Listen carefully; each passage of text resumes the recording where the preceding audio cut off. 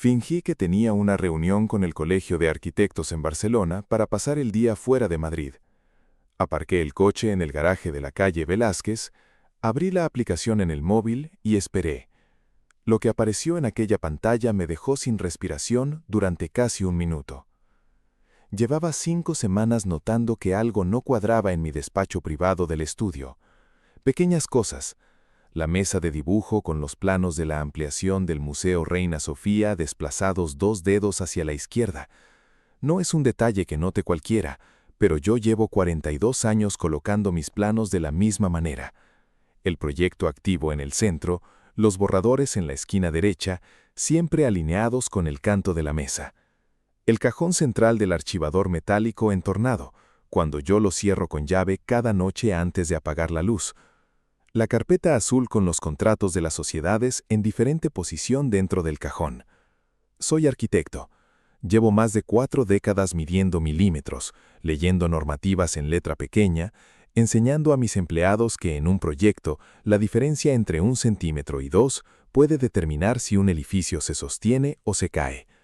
He construido esa manera de mirar durante toda mi vida profesional. No me equivoco con los detalles. La primera vez pensé que había sido yo mismo, que los años empezaban a jugarme malas pasadas. La segunda vez me convencí de que no. La tercera vez, un martes de noviembre, me senté en el sillón de mi despacho en el estudio del Paseo de la Castellana y sentí algo frío instalarse en el centro del pecho. No era miedo, era certeza. El estudio lo fundé con 34 años, en un local alquilado en la calle Génova con 2 aparejadores y una hipoteca que tardé 8 años en liquidar. Ahora el edificio es mío. Lo compré hace 22 años cuando el propietario anterior quiso retirarse y yo tenía ya suficiente ahorrado para no pedir un préstamo que no pudiera devolver. Un edificio de 5 plantas en pleno barrio de Salamanca, a 200 metros del Retiro.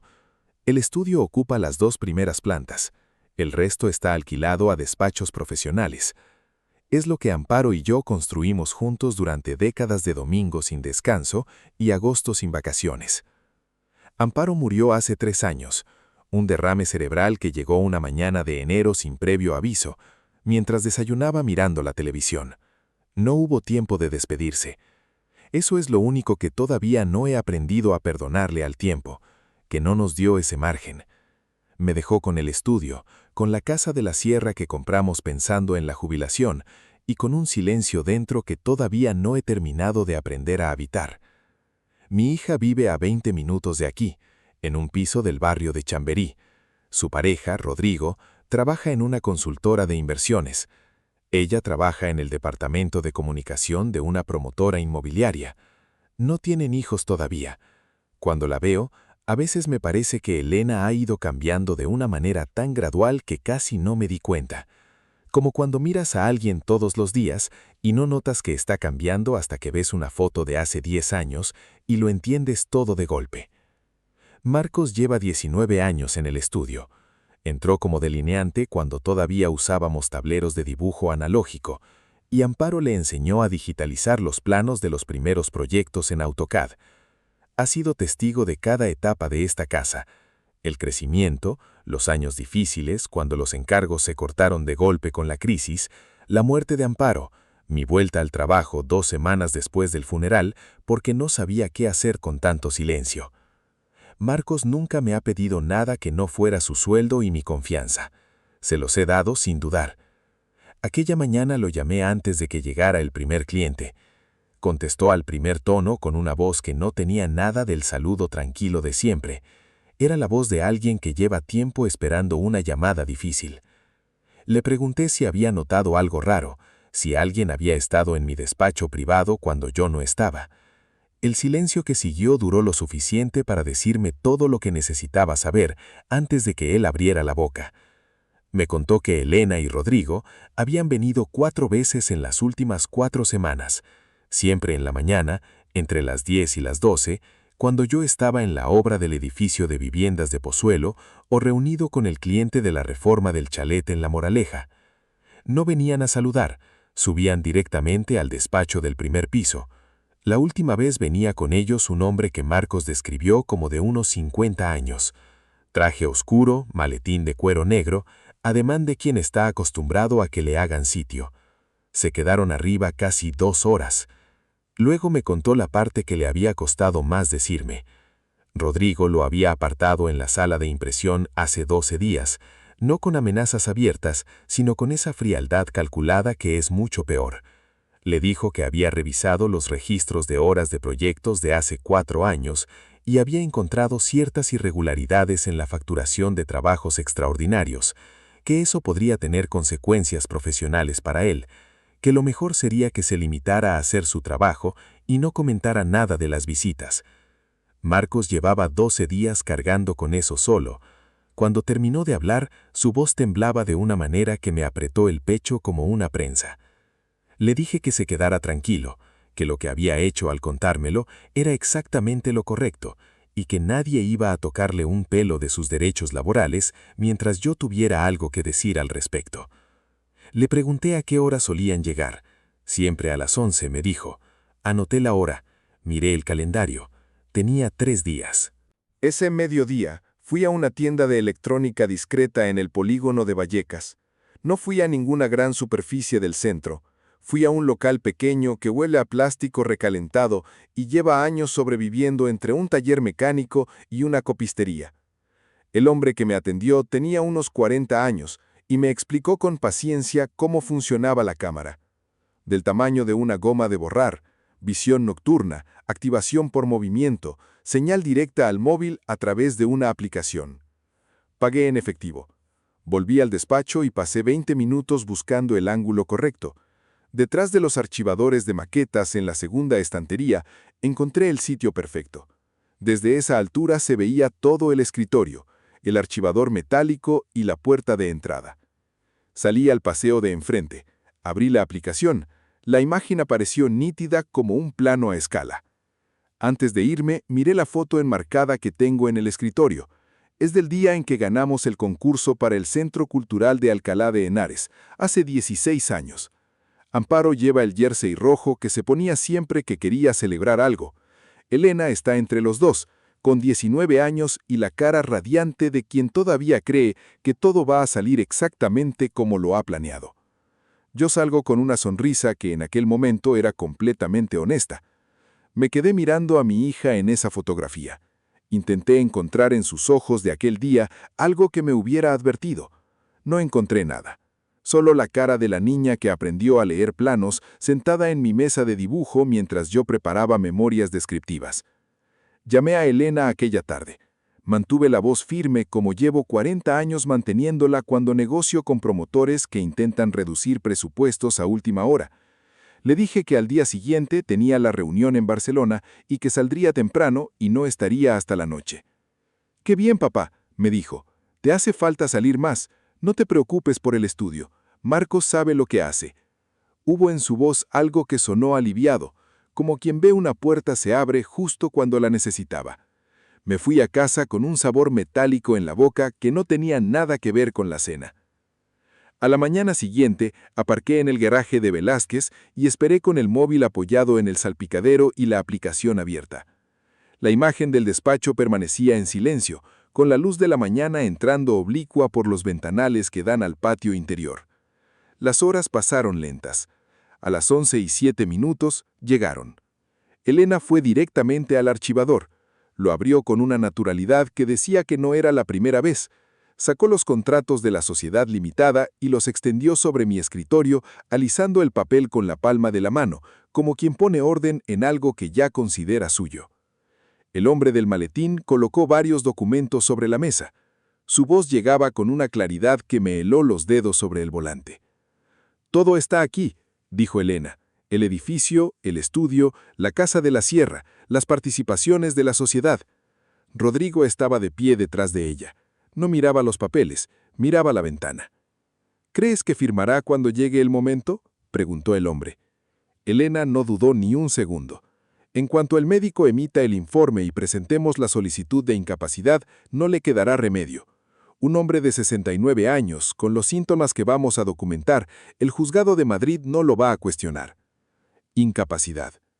Esa palabra me golpeó de una manera distinta a todas las demás. No era solo que quisieran el dinero, querían borrarme del mapa mientras yo seguía vivo, convertirme en alguien que ya no existía legalmente, que no podía firmar, ni protestar, ni defenderse. Un hombre reducido a un expediente y una plaza en una residencia. Rodrigo habló entonces con la voz baja de quien recita algo que ha ensayado. El médico ya revisó el historial. Dice que con los antecedentes y su edad, el diagnóstico de deterioro cognitivo moderado es perfectamente sostenible. No hay que inventar nada, solo presentarlo de cierta manera. Elena empezó a guardar los papeles. Antes de cerrar el archivador se detuvo, rodeó el escritorio y se quedó parada delante de la foto del concurso de Alcalá de Henares. 3 segundos. 4. Miró la imagen de los tres, a Amparo con el jersey rojo, a Elena a sí misma con la sonrisa de aquellos años. Su expresión era imposible de leer desde la pantalla pequeña del móvil. No era tristeza, era algo más frío, como quien contempla una fotografía de un lugar que ya no le pertenece y que tampoco le importa demasiado. Luego recogió el bolso y salió la primera. Rodrigo la siguió sin mirar atrás. Me quedé mucho tiempo con las manos inmóviles sobre el volante. El despacho había vuelto a estar vacío, el archivador cerrado, la foto en su sitio. Solo que ahora yo sabía lo que había detrás de todo eso. Esa noche no fui al estudio, fui al salón, al sillón que Amparo compró en una tienda de la calle Fuencarral hace 12 años. Era un sillón demasiado grande para el espacio, pero a ella le gustaba porque decía que los muebles pequeños son para la gente que tiene miedo de ocupar su lugar en el mundo. Me senté con el abrigo puesto y las manos sobre las rodillas y no me moví durante mucho tiempo. No pensé en los documentos, ni en el dinero, ni en el edificio. Pensé en el día en que Elena tenía 9 años y se cayó de los columpios en el Parque del Retiro. Le curé las rodillas en el cuarto de baño de casa mientras ella intentaba no llorar porque decía que llorar era de pequeños. Le dije que llorar es de quien tiene el valor de sentir las cosas hasta el final. Pensé en la noche que la llevamos a urgencias del Gregorio Marañón con 40 de fiebre y ella me apretó la mano y no la soltó hasta que la dejaron en observación. Pensé en la última Navidad con Amparo viva, cuando Elena llegó tarde a la cena y su madre no le dijo nada. Solo le acercó el plato que había guardado caliente. Busqué en todos esos recuerdos alguna señal de la mujer que había visto esta mañana alisando mis contratos sobre mi escritorio. No la encontré, o si estaba y yo no había querido verla. No sé cuál de las dos opciones es peor. Cerca de la 1 de la madrugada cogí el móvil. Estuve a punto de llamarla. Mi dedo se quedó suspendido sobre el nombre de Elena en la pantalla. Luego lo dejé boca abajo sobre el cojín. No iba a rendirme, no iba a entregarles el estudio que Amparo y yo construimos proyecto a proyecto para que él lo convirtiera en un activo más de su cartera. No iba a irme a ninguna residencia mientras tuviera los pies en el suelo y el pulso firme. A las 8 de la mañana siguiente estaba aparcado delante del despacho de doña Pilar, en la calle Alcalá. Pilar Herrero lleva 23 años gestionando todos los asuntos legales del estudio. Redactó los estatutos de la sociedad limitada, negoció la compra del edificio, gestionó el testamento de Amparo. Es una mujer que habla poco y piensa mucho, que tiene la costumbre de hacer una sola pregunta cuando todos los demás están haciendo 3, y cuya respuesta siempre es la que importa. Entré sin cita, su secretaria me conoce de sobra. Le puse el móvil sobre el escritorio y le di al play. Pilar vio el video una vez con los ojos entrecerrados, lo vio una segunda vez con las manos juntas bajo la barbilla. Cuando llegó al momento en que Elena alisaba los contratos con la palma de la mano, vi que apretaba la mandíbula un instante. Me devolvió el móvil deslizándolo por el tapete y habló con la calma de quien ha visto muchas historias parecidas, pero sigue sin acostumbrarse. Esto tiene nombre. En el Código Penal español se llama explotación patrimonial de persona mayor y es delito. Si el médico presenta un informe falsificado ante el juzgado, es falsedad documental. Si intentan ejecutar la tutela con esa base, es fraude procesal. Esto no es un conflicto familiar por una herencia, es una conspiración delictiva. Pasamos la mañana trabajando. Cuando el sol del mediodía golpeaba la fachada de la calle Alcalá, Pilar había preparado la documentación para transferir todos los activos de la sociedad a un fideicomiso. el edificio, el estudio, la casa de la Sierra de Cercedilla. Me explicó que aunque el juzgado llegara a conceder una tutela sobre mi persona, no podrían tocar nada de lo que estuviera dentro de esa estructura legal. Era un muro de papel y tinta que ninguna firma mía bajo coacción podría derribar. Luego me ofreció dos caminos. El primero era ir esa misma tarde a la Fiscalía de Madrid con las pruebas.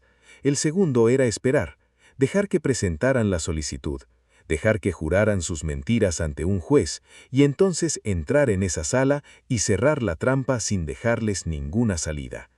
Miré por la ventana hacia la calle Alcalá. Pensé en la voz aliviada de Elena al teléfono. Pensé en la palabra residencia, dicha como si fuera un trámite administrativo. Quiero esperar, dije. Quiero que no tengan por dónde salir. Pilar asintió despacio. Entonces tienes que seguir comportándote con normalidad, responder sus llamadas, ir a sus cenas, dejarles creer que el plan avanza sin problemas. Llevo 40 años negociando con promotores que intentaban cobrarme lo que no era. Puedo aguantar unos días más. Antes de salir me paré en la puerta. Le pregunté algo que no había planeado preguntarle. Si fuera tu hija, Pilar, ¿qué harías?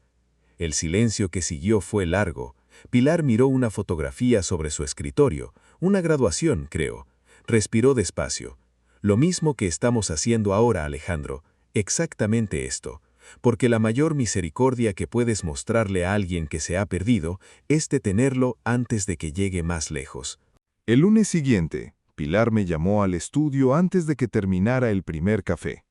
Había pedido a un perito informático que revisara los registros de acceso al sistema de gestión del estudio. Encontraron accesos desde credenciales que no eran mías ni de Marcos, en 3 noches distintas de las últimas semanas. No estaban consultando proyectos en curso ni presupuestos de obras.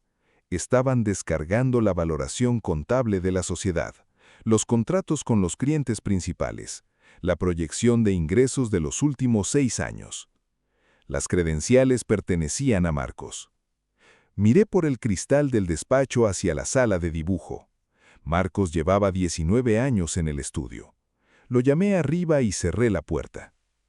No le hice esperar. Giré el monitor para que pudiera ver los registros en pantalla. Marcos no fingió sorpresa. Miró la pantalla durante unos segundos y luego dejó escapar el aire lentamente, como quien lleva mucho tiempo aguantando la respiración. Me contó que Rodrigo lo había contactado 4 meses antes. No había sido un soborno. Había sido una carpeta. Dentro estaba la documentación de un proyecto de hace 6 años, en el que Marcos cometió un error de cálculo estructural que nunca llegó a tener consecuencias, porque lo detectamos internamente, pero que existía en los registros. Era un error menor, casi invisible, pero suficiente para terminar con su carrera si llegaba al Colegio de Arquitectos de Madrid. Rodrigo había encontrado ese expediente revisando los archivos de la gestoría que llevaba las cuentas del estudio antes de que yo cambiara de asesor. Le dijo que era sencillo, que le proporcionara los datos financieros internos que necesitaba la familia para evaluar correctamente el patrimonio, que si se negaba o me lo contaba, la documentación llegaría al colegio en 48 horas. Intenté contárselo muchas veces, me dijo Marcos con la voz rota. Pero cada vez que estaba a punto, Elena aparecía en el estudio con alguna excusa, o Rodrigo me llamaba ese mismo día. Era como si supieran en qué momento iba a hablar. Lo miré durante un buen rato. No vi a un traidor, vi a un hombre atrapado por alguien que lleva años preparando este tipo de trampas. Lo que creía que era un plan de Elena tomaba otra forma. Mi hija no era el cerebro de esto. Era alguien que encontró en Rodrigo una voz más fuerte que la suya propia y había dejado de buscar la suya. Pensé en ella parada delante de la foto del concurso de Alcalá, en los 3 o 4 segundos que se había quedado mirando a Amparo con el jersey rojo. Me pregunté si en ese momento estaba pensando en su madre, o si ya había cerrado esa puerta también. La semana siguiente, a mediodía, me llamó Elena. «Papá», dijo, con una voz untada de una calidez que no le había escuchado en meses. «Queremos invitarte a comer. solo nosotros tres, sin prisa, en el restaurante de la Plaza de Chamberí. Rodrigo y yo llevamos tiempo queriendo hablar contigo tranquilamente. Allí estaré, dije.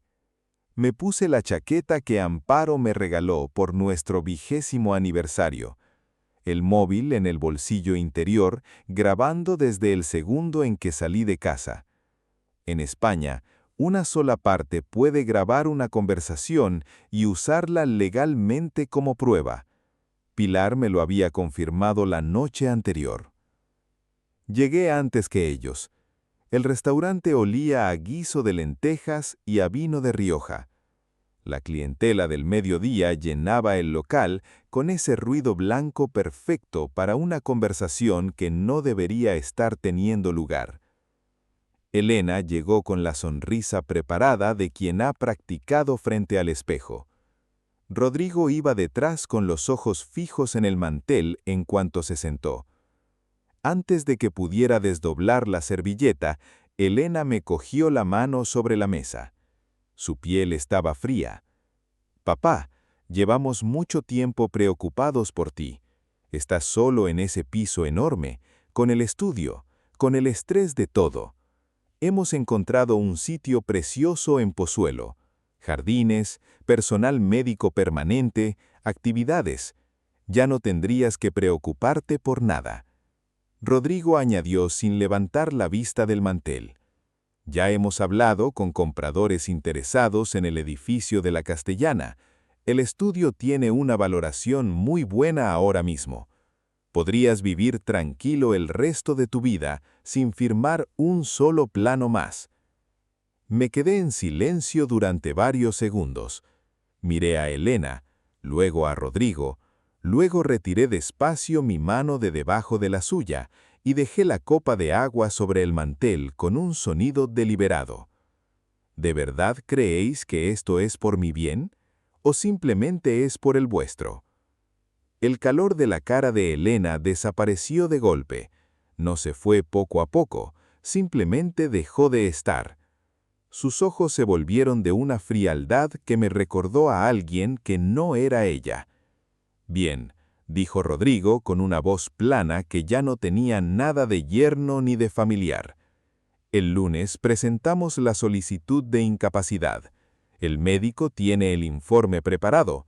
El juzgado de Madrid lo tramitará en días. No hay ningún abogado en esta ciudad que pueda parar una evaluación psiquiátrica firmada». Miré a Elena.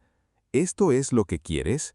¿Meter a tu padre en una residencia y vender lo que tu madre y yo construimos juntos durante más de 30 años?»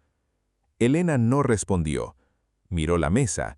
Su mandíbula estaba apretada, pero no dijo una sola palabra. Era un recipiente para la ambición de él. Y ese silencio fue la cosa más dolorosa que he sentido en mucho tiempo. Más que los contratos sobre el escritorio, más que la palabra incapacidad. Rodrigo se puso de pie, recogió la chaqueta y la miró con un gesto breve.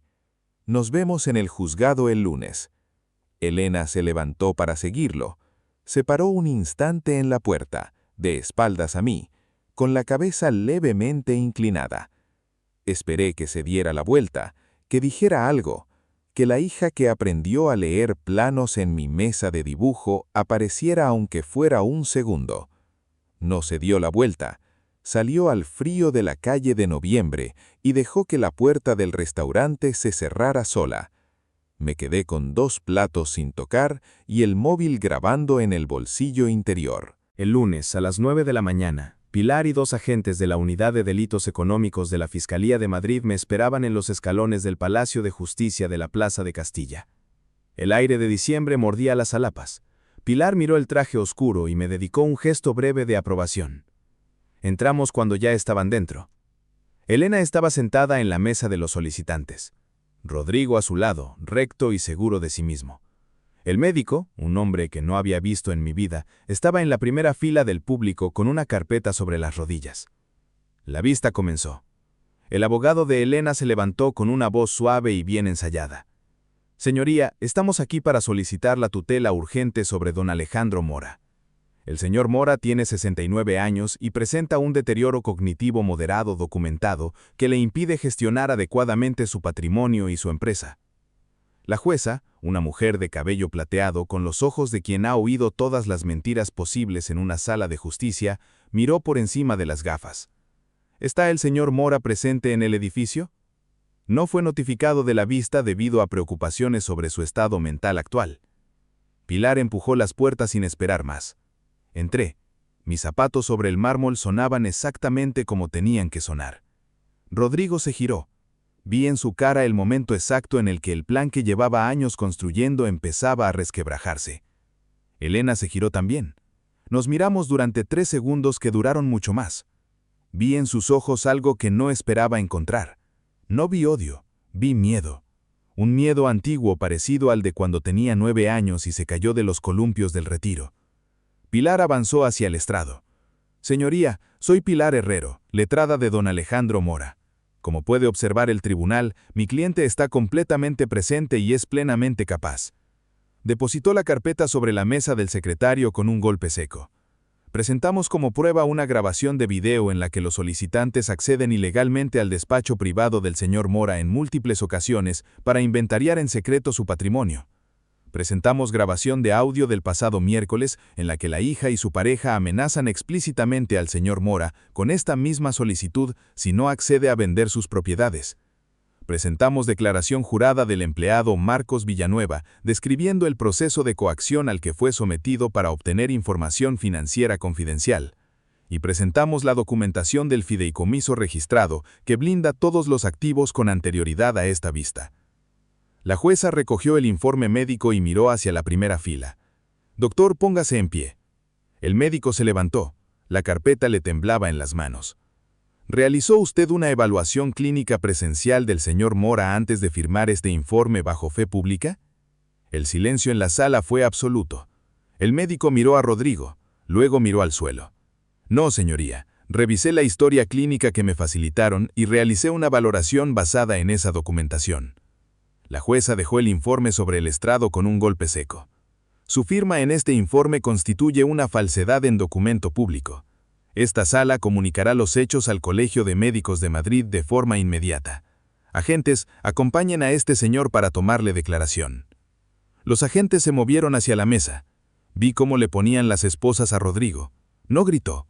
Me miró con esa frialdad calculada de quien ya está pensando en el siguiente movimiento incluso desde el fondo de una sala de justicia. Luego se giraron hacia Elena. Ella extendió las muñecas despacio.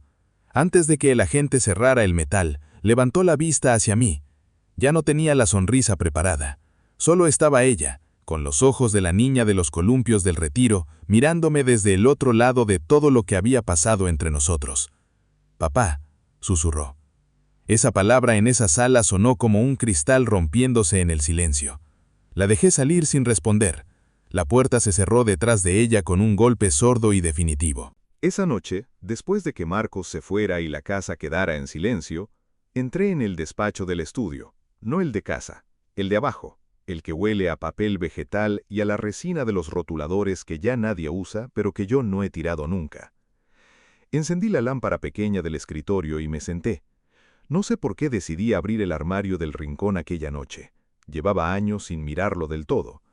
Adentro había carpetas con los bocetos de los primeros proyectos, catálogos de materiales de los años 90, una caja de madera con los compases del primer juego que me regaló mi padre cuando entré en la Escuela de Arquitectura de Madrid. En el fondo, detrás de una bolsa con muestras de materiales, había una caja de zapatos cerrada con una goma elástica. La saqué. En la tapa, con la letra de Amparo, para guardar. Dentro había cosas pequeñas, fotos del estudio en sus primeros años, una tarjeta del primer cliente que nos repitió encargo, y debajo de todo un sobre tamaño folio cerrado con mi nombre escrito en la delantera con la caligrafía que reconocería en cualquier parte del mundo. El sello estaba intacto. Lo abrí con las manos que me temblaban por primera vez en semanas. Había creído que estaba solo en mis sospechas. Había creído que la amenaza era nueva, pero Amparo ya lo sabía. Había cargado con ese secreto sola durante años para no destruir algo que yo todavía necesitaba creer. Lloré allí en el despacho que olía a papel vegetal y resina. No lloré por los contratos ni por el edificio. Lloré por la mujer que encontró la forma de estar conmigo en el momento en que más lo necesitaba, a través de un sobre guardado en el fondo de una caja de zapatos. La vista de sentencia llegó en febrero. Me puse el traje oscuro otra vez. Rodrigo entró primero. Cuando pasó junto a la barandilla, sus ojos buscaron los míos un segundo. Era la mirada de un hombre comprobando si el daño que había hecho era irreversible. Elena entró detrás. Se sentó sin mirarme. La abogada de Rodrigo tejió un argumento elaborado sobre presiones económicas y malentendidos familiares. Luego se levantó la abogada de Elena y dijo que su cliente deseaba modificar su declaración. La sala se agitó. Elena se puso de pie. No miró a Rodrigo. Miró a la jueza con esa postura recta que le viene de Amparo. Habló durante 10 minutos con la voz de quien ha ensayado cada palabra para que no se le quiebre. Contó al tribunal la cronología desde el principio, que el plan había sido de Rodrigo desde 2 años antes de que se presentara la solicitud, que había sido él quien identificó los vacíos legales, quien contactó con el médico, quien coaccionó a Marcos. Presentó meses de mensajes de texto que mostraban sus instrucciones precisas y sus propias respuestas dubitativas. Yo sabía que estaba mal.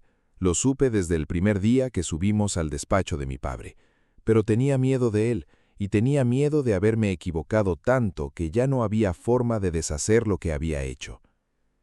Cuando me pidieron que hablara, me puse de pie con el traje que Amparo había elegido para una ocasión completamente distinta.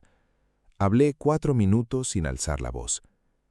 Hay una diferencia entre quien diseña la trampa y quien cae dentro de ella sin saber bien cómo salir. Mi hija estuvo a punto de detenerlo. Vi en las imágenes cómo dudaba. No pido que el tribunal olvide que estuvo dispuesta a firmar. Pido que el tribunal sea preciso. La jueza condenó a Rodrigo a 5 años por explotación patrimonial de persona mayor, fraude y coacción. A Elena a 16 meses con posibilidad de suspensión condicional, dado su arrepentimiento activo y su colaboración con la Fiscalía. Al médico, inhabilitación permanente y 14 meses. Cuando los agentes avanzaron hacia la mesa, Rodrigo me miró por última vez. Ya no era el compañero de las cenas de Navidad, era solo un hombre que había calculado mal el único movimiento que importaba. Elena se levantó sola. Antes de que el agente la acompañara hacia la puerta lateral, se giró hacia mí completamente. No susurró nada, solo me miró durante 2 segundos con los ojos brillantes y luego asintió muy despacio, como quien da las gracias sin saber si tiene derecho a hacerlo. Fuera, los escalones del Palacio de Justicia estaban fríos. Pilar estaba a mi lado con las manos en los bolsillos del abrigo. No tenías por qué hacer esa declaración a su favor, me dijo. Ya lo sé, pero se la debía a Amparo y me la debía a mí mismo. No se protege lo que uno ha construido volviéndose igual que quienes lo amenazaron. 5 meses después, una tarde de julio, con el calor aplastando la piedra y el asfalto de Madrid, recibí una carta. El sello era de la institución donde Elena cumplía su condena suspendida. La letra era la suya, más pequeña que antes, como si hubiera aprendido a ocupar menos espacio. No pedía perdón de la manera en que se pide perdón cuando se espera algo a cambio. Escribía que llevaba meses intentando entender cómo había llegado hasta allí, que había empezado a hablar con una psicóloga, que había pensado muchas veces en la tarde que Amparo le había enseñado a leer planos en mi mesa de dibujo cuando tenía 12 años, y en la paciencia que había tenido con ella. Al final de la carta había una sola frase. No sé si tengo derecho a pedirte que algún día volvamos a hablar, pero quería que supieras que sigo siendo tu hija, aunque me haya comportado como si no lo fuera. Doblé la carta y la guardé en el cajón superior del archivador delante de los contratos del edificio y del sobre de Amparo. Cerré el cajón. El estudio sonaba debajo de mí como siempre ha sonado. El ruido de los plotters imprimiendo planos, las voces de los arquitectos discutiendo sobre una sección, el zumbido suave del aire acondicionado de la sala de reuniones. Era el mismo sonido que había escuchado durante 40 años. el sonido de algo que seguía funcionando porque alguien lo había construido para que durara. Todavía no sé qué haré cuando salga, si seré capaz de sentarme frente a ella sin que todo lo que pasó ocupe todo el espacio, si ella será la persona que dice en esa carta, o si el camino de vuelta es demasiado largo para los dos. Pero esa tarde, con el sol de julio golpeando las fachadas de Madrid por la ventana del despacho, comprendí algo que no había entendido del todo hasta entonces. No basta con construir un edificio que aguante el peso, hay que revisar las grietas antes de que sean fracturas. Hay que hablar con las personas que amas antes de que el silencio se convierta en una habitación donde pueden entrar los extraños. Yo me pasé años creyendo que trabajar duro era suficiente muestra de amor, que si el estudio prosperaba, si el edificio era sólido, si el dinero nunca faltaba, estaba haciendo lo correcto.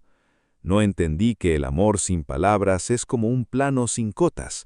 Alguien puede construir sobre él sin saber exactamente qué altura tiene lo que está levantando, ni si aguantará el tiempo que viene.